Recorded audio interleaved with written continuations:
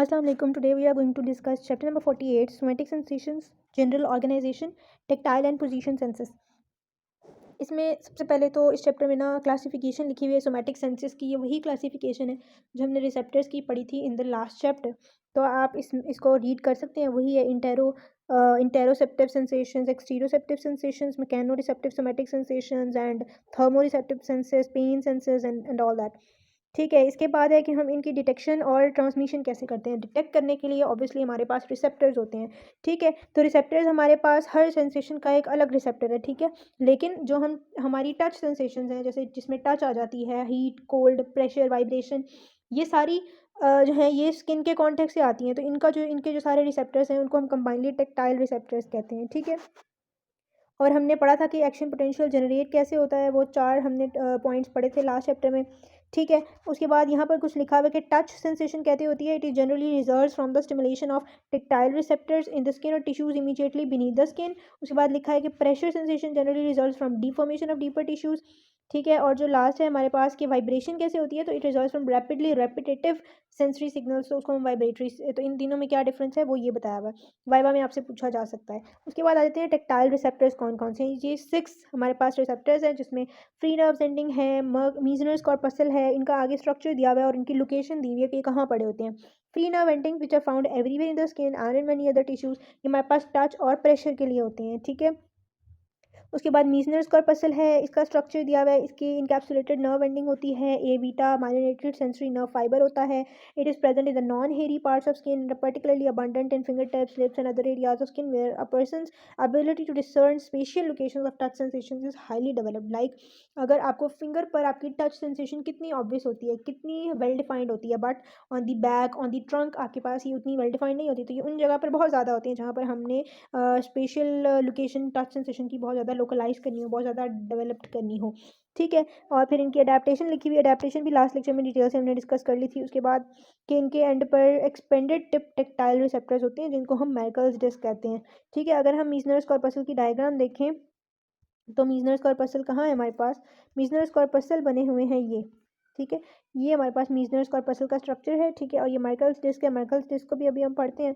ठीक है, free nerve endings हमने पढ़ी है, तो ये नर्व की फ्री एंडिंग्स होती हैं जो कि आपको इस सूरत में नजर आएंगी। ठीक है, ओके, उसके बाद हमारे पास आता है जी मर्कल्स डिस्क को हम अच्छा मर्कल्स डिस्क आते हैं। मर्कल्स डिस्क को हम टच डोम्स भी कहते हैं, जहाँ पर ये ग्रुप हुए होते हैं। ठीक है, जैसे ये वाली मर्कल डिस्क है, इसको हम टच डोम कह सकते हैं। और दूसरी बात कि ये डोम्स में प्रेजेंट होते हैं, तो इस वजह से भी हम इसको टच डोम्स कह रहे होते हैं। देन हमारे पास आ जाता है कि इसमें भी type A beta nerve fibre होती है। These receptors along with Meissner's corpuscle discussed earlier play extremely input roles in localizing touch sensations to specific surface areas of bodies and determining the texture of what is felt. एक होती है हमारे पास स्टीरियोग्नोसिस, जिसमें हम चीज़ों को टच करके उनकी शेप और उनका जो है वो क्या है वो चीज़ वो पता लगाते हैं। उसमें ये बहुत इंपॉर्टेंट होते हैं। एक और सेंसेशन होती है ग्राफेस्थीसिया, जिसमें हम वर्ड्स को फिंगर से रीड करते हैं।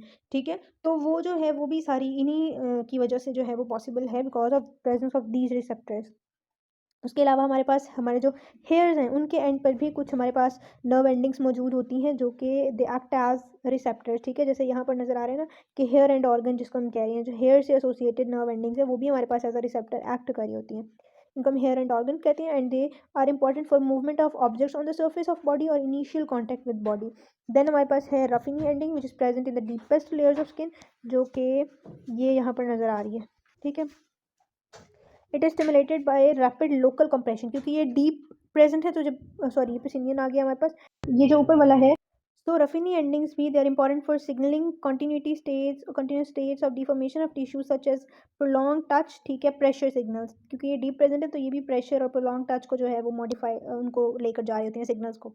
उसके बाद आ जाते हैं पेसिनियन कॉर्पसल्स। पेसिनियन कॉर्पसल्स भी प्रेशर के लिए होते हैं मेजरली, क्योंकि ये भी बहुत डीप पड़े होते हैं। अगर डायग्राम में देखें आप तो ये हमारे पास है पेसिनियन कॉर्पसल और ये था रफिनी एंडिंग। ठीक है, यहाँ पर भी पेसिनियन कॉर्पसल, तो ये ऑलमोस्ट सेम लेवल पर है, तो ये प्रेशर को सेंस कर रहे होते हैं। ठीक है, tissue vibration important for detecting vibration as well. ठीक है, और लोकल कंप्रेशन, ये दो इसके मेजर फंक्शन है। उसके बाद क्या है कि इसकी ट्रांसमिशन कैसे होती है। फिर अब इसमें फाइबर्स एसोसिएटेड हैं, किसी के साथ ए बीटा होते हैं, किसी के पास ए डेल्टा फाइबर्स हैं, किसी के पास सी फाइबर्स हैं। Some tactile free nerve endings transmit via type C fibres. तो ये डिफरेंट टाइप्स ऑफ फाइबर्स हैं जिनकी एंडिंग्स इनमें आ रही होती हैं। जैसे ये देखें, ये हर एक रिसेप्टर ऑर्गन किसी ना किसी नर्व के साथ, किसी ना किसी फाइबर के साथ कनेक्टेड है, जो कि इससे लेकर सिग्नल लेके जा रहा होगा टूवर्ड्स द सीएनएस। ठीक है, तो इसको हम कह रहे हैं वो नर्व। इसमें भी ए बीटा, ए डेल्टा, ए अल्फा और सी फाइबर्स विद कुछ भी हो सकते हैं। ठीक है, the more critical types of sensory signals, those that have to determine the precise location on the skin, they are all transmitted in more rapidly conducting types of sensory fibers. जो हमें more minute changes भी पता करने हो ना, तो वो fast fibers चाहिए होते हैं. The most fast are A alpha fibers. ठीक है, as compared to the crude touch sensations and all that. और इसको हम कहते हैं, इनको हम कहते हैं पेरिफेरल नर्व बंडल्स। ठीक है, in the peripheral nerve bundles. और जो हमारे पास टिकलिंग वगैरह की सेंसेशन होती है ना, इन पेरिफेरल नर्व बंडल्स के अंदर फास्ट भी होते हैं, स्लो भी होते हैं। फास्ट वाले जो सेंसेशन लेके जा रहे हैं वो भी हमने पता चल गया, और स्लो वाले टिकल की, क्रू टच की, और जो स्लो पेन और वो सारी स्लो वाले लेके जा रहे होते हैं। ठीक होगी। उसके बाद है वाइब्रेशन की डिटेक्शन कैसे होती है। मैंने बताया वाइब्रेशन कंटिन्यूसली हाई फ्रिक्वेंसी पर जब एक ही टच सेंसेशन होती है तो हम उसको वाइब्रेशन की सेंसेशन लेवल करते हैं। ठीक है, detection of tickle and itch by mechanoreceptive free endings. ठीक है, इसका पर्पस इधर लिखा हुआ है कि क्यों होती है, तो क्योंकि जैसे अगर कोई कीड़ा वगैरह चल रहा हो, flea crawling on the skin, इससे हम ये पता चल जाता है। ठीक है, और it can be relieve by scratching if the action removes the irritant. ठीक है, तो वो उससे रिमूव भी हो जाती है। इसके अलावा it is transmitted by very small type C fibres. यहाँ पर लिखा हुआ है it is by type C unmyelinated fibres, क्योंकि ये कोई इतनी कोई रैपिड मूवमेंट नहीं होती है। उसके बाद है कि ये सेंसरी पाथवेज रिसेप्टर से जाते कैसे हैं टुवर्ड्स द सीएनएस। तो उसके दो मेजर पाथवेज हैं। So the dorsal column medial lemniscal system है, और हमारे पास जो है वो एंट्रोलेटरल सिस्टम है। अब इनमें से dorsal column medial lemniscal system कौन कौन सी सेंसेशन लेके जा रहा है। टच सेंसेशन हैं, जिसमें क्रूड टच भी है और फाइन टच भी है, दोनों टच सेंसेशन लेके जा रहे हैं। उसके अलावा हमारे पास फेजिक सेंसेशन है, such as vibratory sensation, signal movement against the skin, position sensation, pressure sensation, ये सारी dorsal column medial lemniscal system से जा रही हैं। ठीक है, सॉरी, इसमें क्रूड टच नहीं था, इसमें लोकलाइजेशन है, टू पॉइंट डिस्क्रिमिनेशन है। क्रूड टच एंट्रोलेटरल सिस्टम लेके जा रहा है, थर्मल पेन और टिकल और सेक्सुअल सेंसेशन, ये सारी एंट्रोलेटरल सिस्टम में जा रही हैं, जिसमें दो पाथवेज आते हैं, एंटीरियर एंड लेटरल स्पाइनोथैलेमिक। जो एंटीरियर स्पाइनोथैलेमिक है, जो लेटरल वाला है, उसमें पेन और टेम्परेचर की सेंसेशन जाती हैं, और जो इंटीरियर वाला है उसमें rest of the sensations will be travelled in the interior spinothalamic pathway. ठीक है, उसके बाद अब इसमें डोर्सल कॉलम को एक्सप्लेन किया हुआ है मैंने न्यूरो एनाटमी वाले लेक्चर्स में। Dorsal column medial lemniscal pathway ascending tracts में ये दोनों पाथवेज एक्सप्लेन कर दिए हुए हैं। तो ये सब कुछ हम डिस्कस कर चुके हैं। आई वॉन्ट रिपीट, अगर आपने वो नहीं वीडियो देखी तो गो and watch the videos of ascending tracks, उसमें मैंने बताया हुआ। इंपॉर्टेंट चीज़ इसमें क्या है कि स्पेशल ओरिएंटेशन क्या है। Dorsal column medial lemniscal system में चूँकि क्रॉसिंग मेडला के लेवल पर होती है, तो जो न्यू फाइबर्स हैं वो लैटरली ऐड हो रहे होते हैं फ्रॉम द लेवल्स अबव। ठीक है, जो जो न्यू फाइबर्स आते जाएंगे वो लैटरली ऐड होते जाएंगे, जबकि एंट्रोलेटरल सिस्टम में वो मीडियली ऐड होते हैं। उसके बाद ये फाइबर्स अल्टीमेटली सारी सेंसेशंस हमारे पास जा कहाँ रही होती हैं, सोमैटोसेंसरी कॉर्टेक्स में। ठीक है, सोमैटोसेंसरी कॉर्टेक्स क्या है, सेरिब्रल कॉर्टेक्स के अंदर वो वाला पार्ट जो सेंसरी सेंसेशंस को रिसीव करता है, इट इज सोमैटोसेंसरी कॉर्टेक्स। ठीक है, हमने सेरिब्रल कॉर्टेक्स को ब्रॉडमैन एक साइंटिस्ट था, उसने इसको क्लासीफाई किया according to different kinds of sensations coming to different parts of the cerebral cortex into 50 distant areas, जिसको ब्रॉडमैन्स एरियाज कहते हैं, that are based on histological structural differences. ठीक है, क्योंकि ये इंपॉर्टेंट क्यों है, सारे जो न्यूरो फिजियोलॉजिस्ट हैं और न्यूरोलॉजिस्ट हैं, they are used at to refer many of the different functional areas of the human cortex by the number. तो क्या है हमारे पास somatosensory cortex, if you know कि हमारे पास जो ब्रेन है उसके अंदर, अगर मैं इस डायग्राम से बताऊं, तो there is a central fissure और सेंट्रल सर्कस। इस सेंट्रल सर्कस के पोस्टीरियरली पोस्ट सेंट्रल गायरस होता है, दिस इज इसके पीछे यानी टुवर्ड्स ऑक्सीपिटल लोब हमारे पास सेंसरी कॉर्टेक्स है, और इसके एंटीरियरली हमारे पास मोटर कॉर्टेक्स है। तो जो सोमैटोसेंसरी कॉर्टेक्स है उसमें ये वाले ब्रॉडबैंड एरियाज आ रही हैं, जो आपको इधर नंबरिंग नज़र आ रही है। ठीक है, तो इसके अंदर हमारे पास सबसे पहले ब्रॉडबैंड एरिया नंबर 3 है, 1 है, 2 है, 5 है, 40 है, ये सारे सोमैटोसेंसरी कॉर्टेक्स है। ठीक है, तो अगर हम इधर देखें तो सोमैटोसेंसरी कॉर्टेक्स में क्या है, central sulcus that extends horizontally across the brain. ठीक है, it terminates in the cerebral cortex, और parietal lobe, interior half of parietal lobe is concern, क्योंकि सेंट्रल सर्कस के पीछे हमारे पास पेराइटल लोब होता है, तो वो कंसर्न है विद द सोमैटोसेंसरी सिग्नल्स। उसके बाद जो इसके एंटीरियरली है वो मोटर कॉर्टेक्स है, उससे सारे मोटर ट्रैक्स, डिसेंडिंग ट्रैक्स निकल रहे होते हैं, और मोटर कॉर्टेक्स के अंदर भी सोमैटोसेंसरी कॉर्टेक्स से सिग्नल जा रहे होते हैं, क्योंकि अकॉर्डिंग टू सेंसेशन ही मोटर इंपल्सेस निकलनी होती हैं ब्रेन के अंदर से। ठीक है। अब हमारे पास जो सोमैटोसेंसरी एरियाज 1 एंड 2 है उनके बारे में थोड़ी सी डिटेल लिखी हुई है कि जो सोमैटोसेंसरी एरिया 1 है is so much more extensive and so much more important than the somatosensory area 2। तो somatosensory area 1 is the primary sensory cortex. ठीक है, it is always means area 1। हम सोमैटोसेंसरी कॉर्टेक्स जनरली कह भी उसी को रहे होते हैं क्योंकि it has a high degree of localisation of different parts of body. ठीक है, और सोमैटोसेंसरी एरिया 2 की पुअर लोकलाइजेशन है। सेकेंडली कि जो सोमैटोसेंसरी एरिया 2 है वहाँ पर सिग्नल्स ब्रेन स्टेम से आ रहे होते हैं, पूरी बॉडी से नहीं आ रहे होते। ठीक है, विजुअल और ऑडिटरी एरिया से भी सिग्नल सोमैटोसेंसरी एरिया 1 में जा रहे होते हैं। Projections from somatosensory area 1 are required for function of somatosensory area 2। However removal of the parts of somatosensory area 2 has no apparent effect on the response of neurons in the somatosensory area 1। यानी 2 वालों को 1 वाला influence कर रहे हैं neurons, but 1 वाले को 2 वाले नहीं कर रहे। अगर आप 2 वाले को रिमूव कर भी देंगे तब भी 1 somatosensory area 1 इंडिपेंडेंटली फंक्शन कर सकता है। तो ये आपको जो है वो सोमैटोसेंसरी एरिया की जो होमनक्लस दिखाया गया है कि कौन सा part, homunculus is like which part of brain is controlling which part of the body. इसको अगर हम विजुअली ब्रेन के ऊपर रिप्रेजेंट करें तो इसको हम होमनक्लस कहेंगे। तो यू कैन सी कि हमारे पास फुट को, ये वाला एरिया फुट को है, फिर ये हैंड का कितना बड़ा एरिया है, फिर फेस का कितना बड़ा, लिप्स का, टंग का कितना बड़ा एरिया है, और उसके बाद रेस्ट ऑफ द बॉडी का जो एरिया है वो भी यू कैन सी। तो ये हमारे पास हो गया सोमैटोसेंसरी कॉर्टेक्स। इसमें भी स्पेशल ओरिएंटेशन है पूरी। ठीक है, जिसमें हमारे पास जो है ये सारा कुछ दिखाया गया है। So you can give it a read. उसके बाद लिखा हुआ है layers of somatosensory cortex and their function. As you know कि सेरिब्रम जो है, जो हमारा सेरिब्रल कॉर्टेक्स है, उसकी 6 लेयर्स होती हैं। तो हर एक लेयर का डिफरेंट फंक्शन है। मोटर एरियाज में डिफरेंट फंक्शन है उसका, सोमैटोसेंसरी एरिया में डिफरेंट फंक्शन है। ठीक है, तो सोमैटोसेंसरी कॉर्टेक्स के अंदर उन लेयर्स का क्या फंक्शन है। सबसे पहले क्योंकि 6 लेयर्स होती हैं, वो 6 लेयर्स इस नेक्स्ट डायग्राम में ये आपको दिखाई भी गई हैं, जिसमें यू कैन सी, आपने पढ़ा भी होगा, molecular layer, external granular layer, external pyramidal layer, internal granular layer, internal pyramidal layer and then granular layer. ठीक है, तो जो है ये सारा कुछ मल्टी फॉर्म लेयर होती है एंड पे। तो ये सारा कुछ इधर दिखाया भी गया है। तो अब इन लेयर्स में होता क्या क्या है वो हम इधर से रीड कर लेते हैं।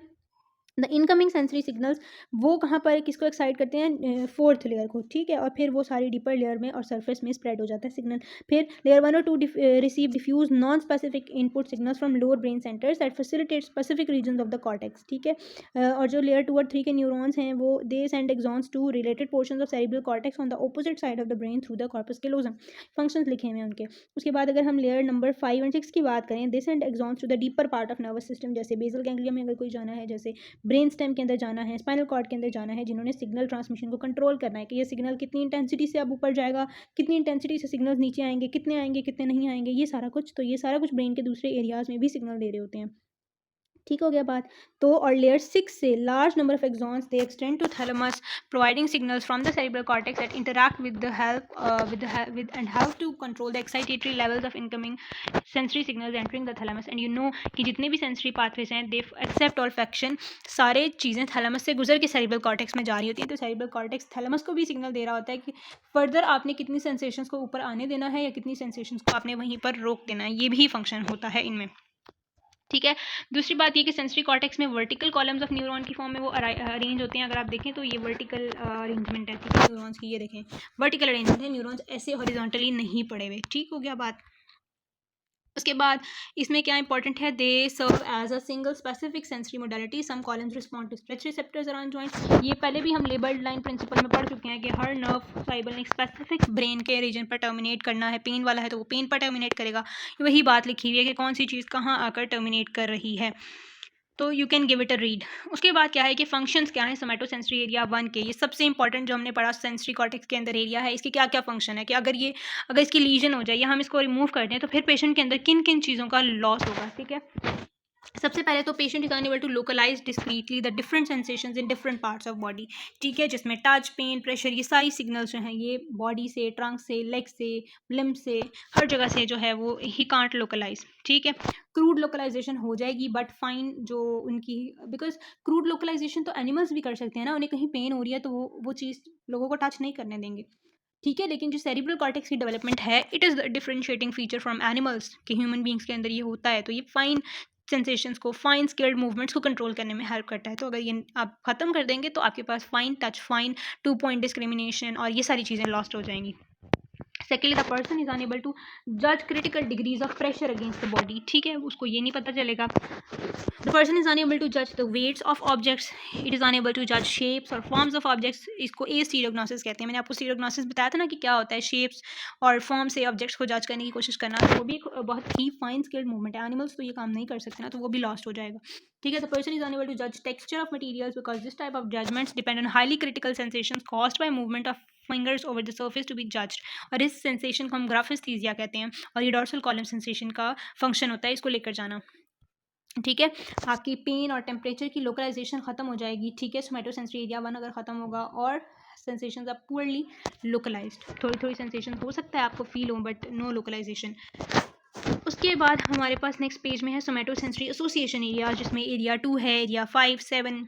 इसके अलावा जितने भी सेंसरी एरियाज़ हैं उनको हम सोमैटोसेंसरी एसोसिएशन एरिया कहेंगे. ठीक है, ये इन्फॉर्मेशन को स्प्रेड करने में हेल्प करेंगे, इन्फॉर्मेशन को पास्ट एक्सपीरियंसेस से रिलेट करने की कोशिश करेंगे, मेमोरी में हेल्प कर सकते हैं या आपको उससे रिलेटेड इन्फॉर्मेशन दे सकते हैं. उस सेंसेशन से डायरेक्टली इनका कोई ताल्लुक नहीं होता है.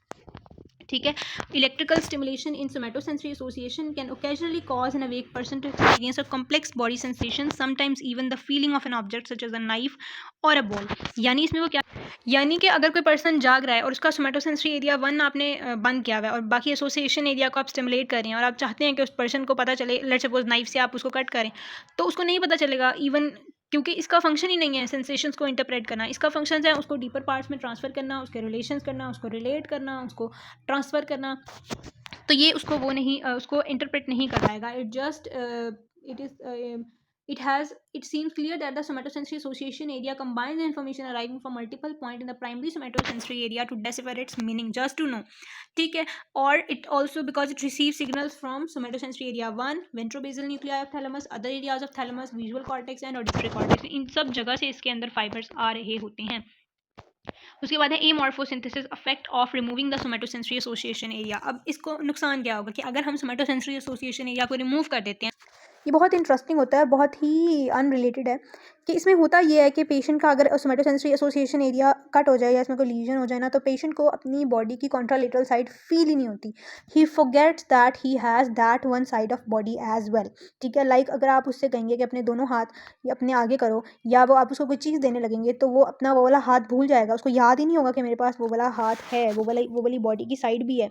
ठीक है, और वो ही फॉरगेट्स डिफरेंट कॉम्प्लेक्स ऑब्जेक्ट्स की रिकॉग्निशन और सेंसेशंस. ऐसा सेंसेशंस लॉस नहीं हुई हैं उस साइड पे. ठीक है, वो अगर वो फील करे तो उसको फील हो सकती हैं, बट वो भूल जाता है हर टाइम पे कि उसके पास अपनी half of the body present है. ठीक है, तो ये इसके अंदर होता है. It is very interesting. ठीक है, when feeling objects a person tend to recognise only one side of the body and forgets that the other side even exist. ठीक है, इसको इस कॉम्प्लेक्स सेंसरी डेफिसिट को हम एमॉर्फोसिंथेसिस कहते हैं. It's very interesting. उसके बाद आ जाता है कि dorsal column medial meniscal signal transmission के कुछ कैरेक्टरिस्टिक्स हैं. ठीक है, इसके अंदर लिखा हुआ है कि हमारे पास ये बहुत फजूल बातें हैं. इसके अंदर 2 point discrimination is very very important. 2 point discrimination में क्या होता है, हमारी बॉडी के अंदर देयर इज़ अ सेंसेशन कि एट अ टाइम अगर आप 2 पॉइंट्स पर टच करते हैं very close to each other, तो हम डिस्टिंग्विश कर सकते हैं दैट दे आर 2 पॉइंट्स. ठीक है, but in certain parts of body ये इतनी वेल डिफाइंड नहीं होती. लाइक फिंगर टिप्स पर, हैंड्स पर ये सेंसेशन बहुत वेल डिफाइंड है, लेकिन बैक पर, ट्रंक पर और दूसरे रीजन्स पर ये उतनी वेल डिफाइंड नहीं है. ठीक है, जैसे नीडल की प्रिकिंग है तो वो आपको एक ही फील होगी. ठीक है, इधर इज़ अ सर्टेन डिस्टेंस. उसके बाद एक और इंपॉर्टेंट कॉन्सेप्ट है लेटरल इनहिबिशन का, इफेक्ट ऑफ लेटरल इनहिबिशन. अच्छा, लेटरल इनहिबिशन का फ़ायदा क्या होता है कि लेट्स सपोज एक सेंसेशन जा रही है पेन की सेंसेशन जा रही है एंट्रोलेटरल पाथवे से और वो ब्रेन में जा रही है. अब वो चाहेगी कि उस वक्त, क्योंकि वो पेन की सेंसेशन जा रही है, तो वो चाहेगी टच की और हीट और कोल्ड और टेम्परेचर की और अदर सेंसेशंस वो सारी थोड़ी देर के लिए ना इनहिबिट हो जाएं. वो अपने आप को डोमिनेट करना चाहती है. तो इस प्रोसेस की वजह से जो चीज़ हो रही होती है उसे हम लेटरल इनहिबिशन कहते हैं. यानी एक पाथवे जब असेंड कर रहा होता है तो वो लैटरली दूसरे पाथवेज को इनहिबिट कर देता है. This is known as lateral inhibition. The importance of lateral inhibition also called surround inhibition भी इसको हम कहते हैं, that it blocks lateral spread of the excitatory signals and therefore increases the degree of contrast in the sensory pattern perceived in the cerebral cortex, ताकि cerebral cortex उस वक्त उस चीज़ पर फोकस करे. In case of dorsal column system lateral inhibitory signals किस किस level पर होते हैं, हर साइनैप्स के लेवल पर, क्योंकि फर्स्ट साइनैप्स हो रही है dorsal column nuclei of medulla में तो वहाँ पर, फिर थैलेमस में हो रही होती है तो वहाँ पर, द कॉर्टेक्स इटसेल्फ, क्योंकि वैसे तो एक्सॉन सीधा जा रहा है ना, वो तो किसी को एक्साइट नहीं कर सकता, एक्साइटेशन तो साइनैप्स के लेवल पर ही होनी है, तो दैट्स वाई उसी लेवल पर लेटरल इनहिबिशन भी हो रही होती है. So the lateral inhibition helps to block lateral spread of the excitatory signals. As a result, the peaks of excitation stands out and much of the surrounding diffuse stimulation is blocked. ठीक है, तो मैंने इसका आपको function भी बता दिया. Transmission of rapidly changing and repetitive sensations, इसमें क्या होता है, ये भी डॉर्सल कॉलम का फंक्शन है. It is uprising the sensorium of rapidly changing peripheral condition, जिसमें मैंने आपको वाइब्रेशन की भी सेंस बताई है कि vibration is also transmitted by dorsal column sensation system. ठीक है, वाइब्रेटरी सेंस की ही आगे बात हो रही है कि इसमें रिसेप्टर्स क्या होते हैं, फाइबर्स इसमें कौन से होते हैं, और इसमें हमारे पास पिसिनियन कॉर्पस्कल्स भी होते हैं और मीजनस कॉर्पस्कल्स भी होते हैं, और ये डॉर्सल कॉलम पाथवे से होते हैं. Application of vibration to different peripheral parts of body is an important tool used by neurologist for testing functional integrity of the dorsal column system. So that's all about the dorsal column system.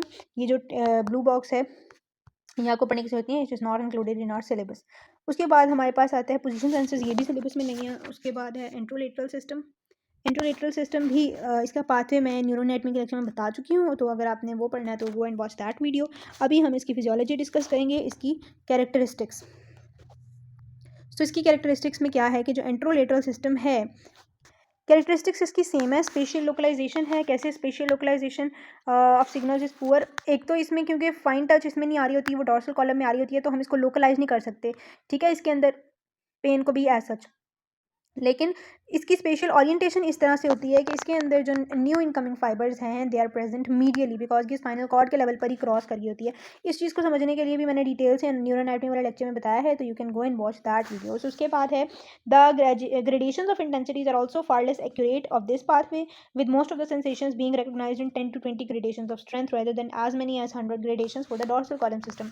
हम pain को ज़्यादा grade कर सकते हैं, हम touch को ज़्यादा grade कर सकते हैं, ज़्यादा फाइन ग्रेडेशन हो सकती है इन डॉर्सल कॉलम, जबकि यहाँ पर उतनी फाइन नहीं होती. Thirdly we have the ability to transmit rapidly changing और rapidly repetitive signals is poor vibration, जबकि वो डॉर्सल कॉलम में बहुत फाइन थी. यहाँ पर हमारे पास क्रूड टच की सेंसेशन है, pain, temperature, tickle, itch, sexual sensations, ये सारी चीज़ें हमारे पास एंट्रोलेटरल सिस्टम से जारी होती हैं. उसके बाद जो ये वाला बॉक्स है ये भी सिलेबस में इंक्लूड नहीं है. ठीक है, हमारे पास ये चैप्टर का बस एंड हो गया है. That's all about today's video. जो प्रॉपर्टीज़ हैं वो डॉर्सल कॉलम की ही मोस्ट इंपॉर्टेंट है, इसकी तो बहुत कम है. ठीक है, तो thank you so much for watching. If you have any query you can ask in comments. अल्लाह हाफिज़.